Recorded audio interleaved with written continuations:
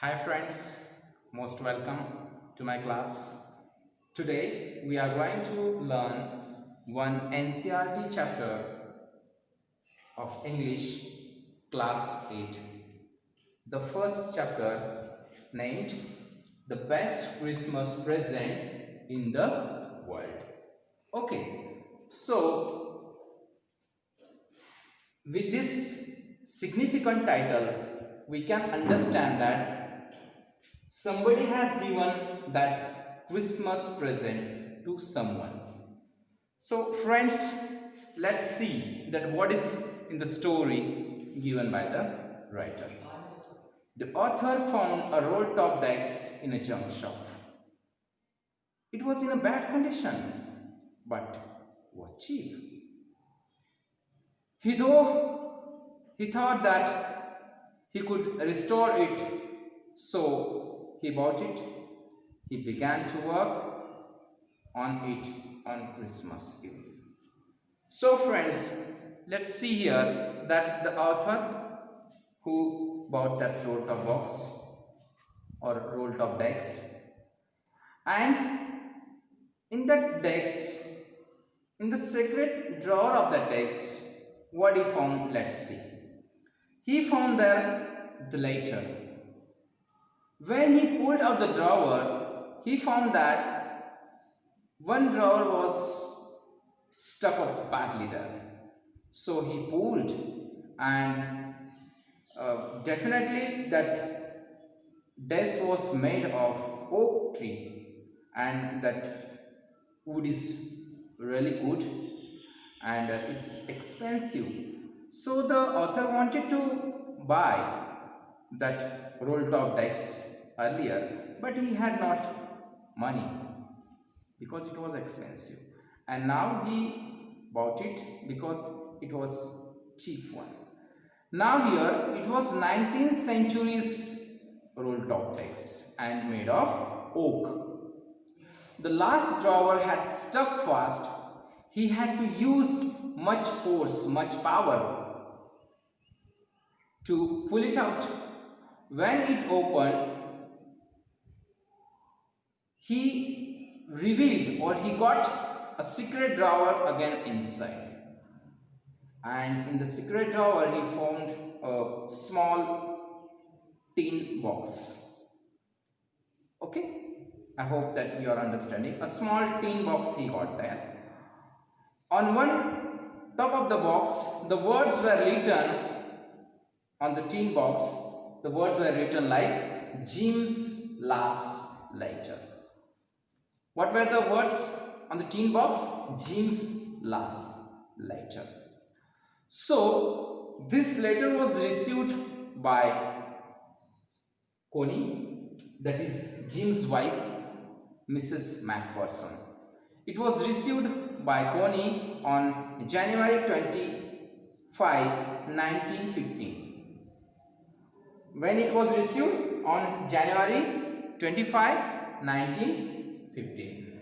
Let's see, the dates are very important here, because with the help of that dates you can understand that what the time could be.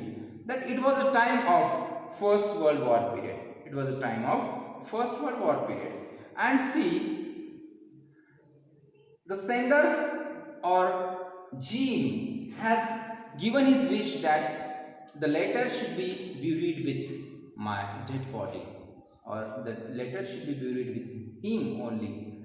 And the time comes, and see, the envelopes, that address was there: 12 Copper Bridges, Bridport, and the date, which was December 26, 1940. So when Jim was there on the battlefield at that time, December 26, 1914, just on the Christmas evening, whatever they enjoyed there on the battlefield with the soldiers, what was that? So that everything he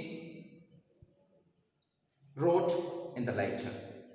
Let's see now Jim and Connie's relations. Jim and Connie were husband and wife. Both were loving to each other very much.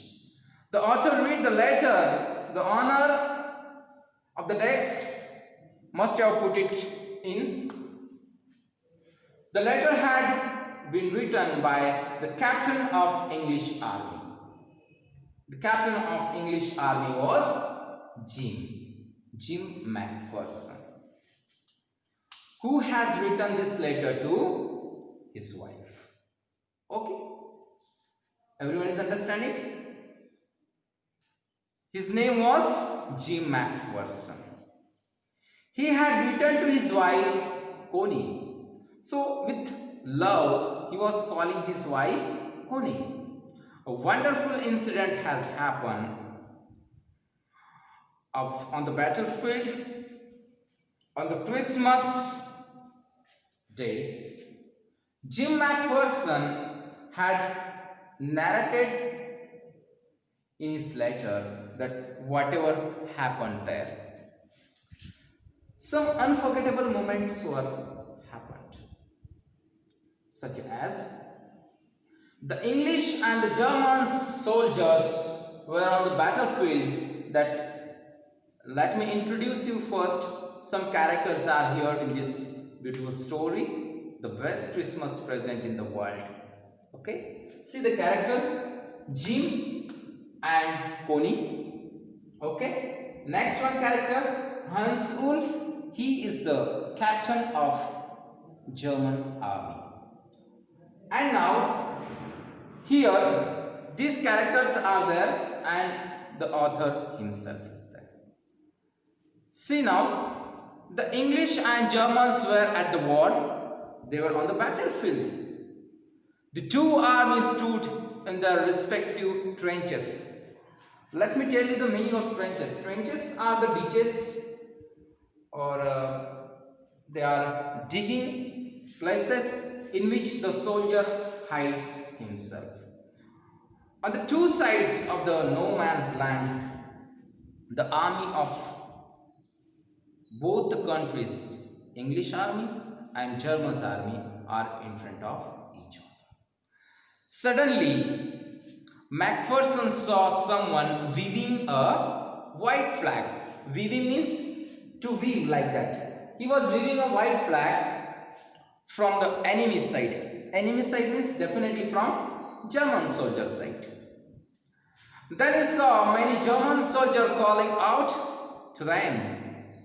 They were wishing Happy Christmas, because mostly in England that major community belongs to Christian only, and so they were wishing Happy Christmas to the English soldiers, English army. Some English soldiers shouted back, "Same to you." So now the whole atmosphere is very enchanting and enjoying, because they are wishing Happy Christmas to each other. Understood? The English soldiers shouted back, "Same to you." The English thought that was all. And to their surprise, many soldiers, German soldiers particularly, moving towards them, the captain was alarmed. It could be a trick. Trick means what? It could be their part of cheating us. Got it? So here, but it was not that trick or anything else. They wholeheartedly they wanted to celebrate that Christmas here. They were bringing with them German wine and canned meals. Canned meals mean fried meal. That is, meal means you already know about it. See here, now there were no rifles between the soldiers. No rifles means what? They have forgotten that they are on the battlefield. They just want to celebrate Christmas. In no soldier's hand there is rifle. They were hugging on one another. Hugging means to hug to each other. They were hugging one another. German officers moved toward Macpherson. They shook hands very warmly. Shook hands, when we shook hands with each other very warmly. Then the German officer said that he was from Düsseldorf and that he played cello in the orchestra. So here, German officer named Hans Ulf, that he was a cello player. Cello player means it's just like guitar, and he was playing that cello player. Okay, in his previous years of his life, and now he is in German army as a captain of German army, and they have a gray color uniform, and the English army have khaki color uniform.